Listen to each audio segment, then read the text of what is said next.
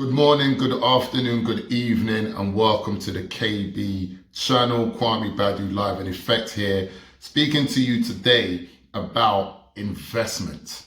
Now, many of you have started a company or are thinking about starting some form of company or some level of institution that requires capital. You need money for basic things: website, business cards, office, acquiring customers. More importantly, making those sales and starting with your marketing.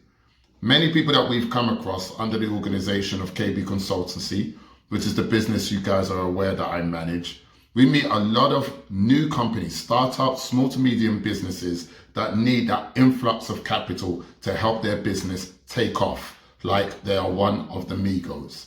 How do you get your business platform off the ground? How do you get that investment? Now, the key thing is not to solely think about the money coming in is going to be used to help fill your pockets. The money that you're going to get from investments is there to actually help your business brand grow, to help your business grow, to expose yourself to more customers, and inadvertently then get you the cash that you require. It is from this money that you would then pay back the investors. Yes, that's right. The money has to be paid back. Investment can come to you in form of a loan, if you like. Now, what I tend to advise people is that when you get any form of investment, you're looking at about 4 years from an investor to get their money back. If I'm investing in your business, I want to see the money come back fourfold within 4 years.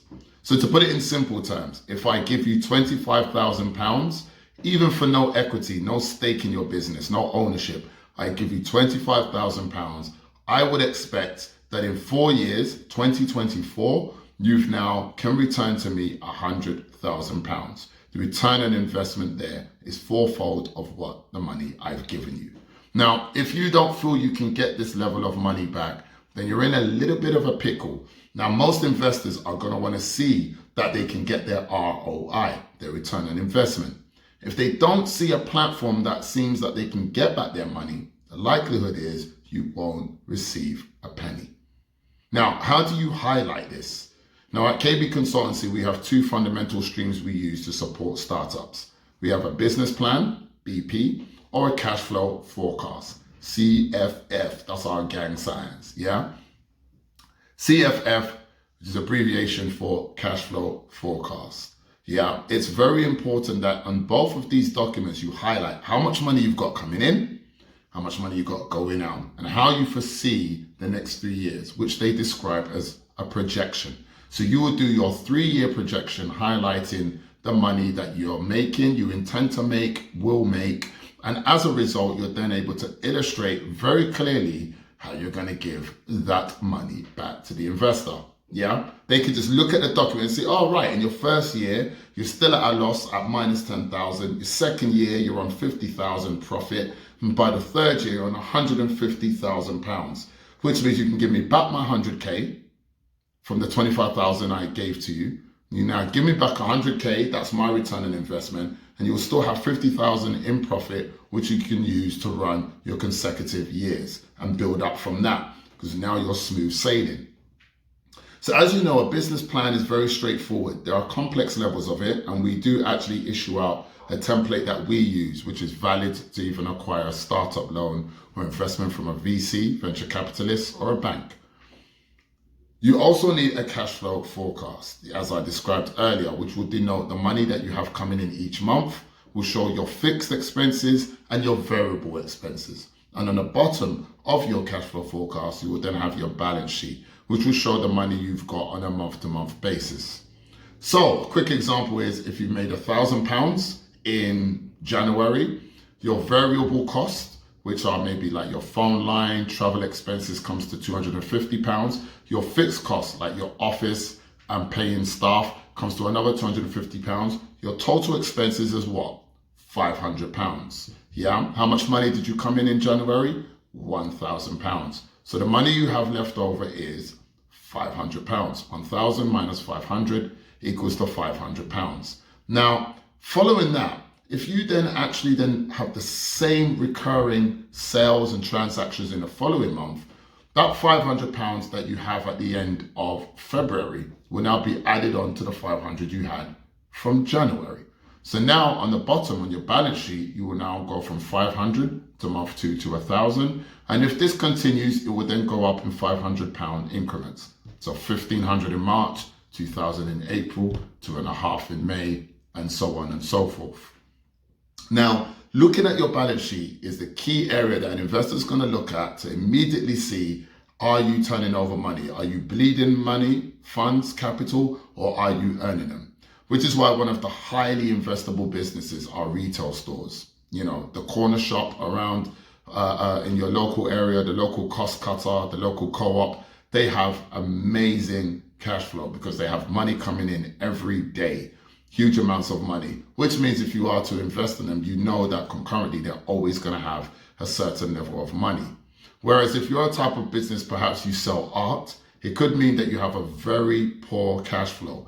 You only get paid twice in a year, and that money you have to then spread to cover not only your overheads, your own salary, your costs, but also to draw your profit from there. And if it seems that you're going to struggle to survive, what if you're paid late? This might make an investor want to lean back, like Fat Joe.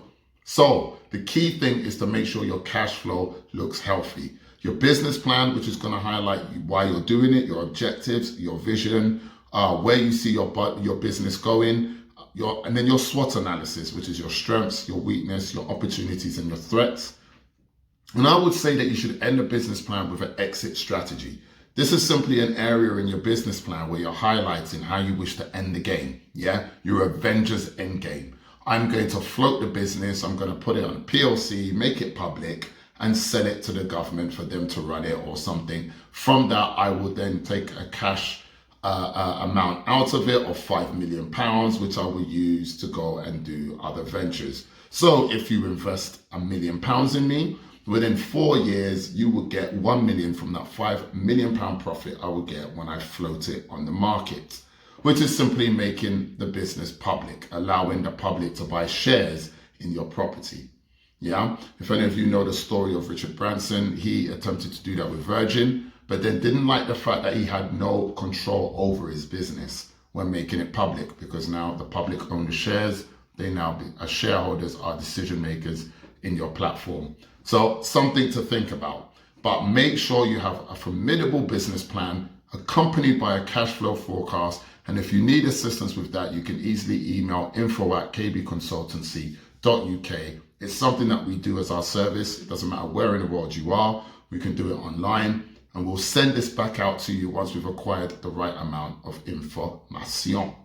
Okay? So in terms of investment now, you may want to think about possibly giving away a bit of equity, which could be 10%, 20%. I always try and give away no more than 30%. And if you give away such an amount, have a plan to secure some of that amount back, some of that equity back. You may not get all the investment you want from one investor. Another investor may be put off, in fact, knowing that your initial investor owns 30% of your business. So try and be quite tight with it and negotiate with it like you would do candy when you were a 5-year-old kid in a candy store.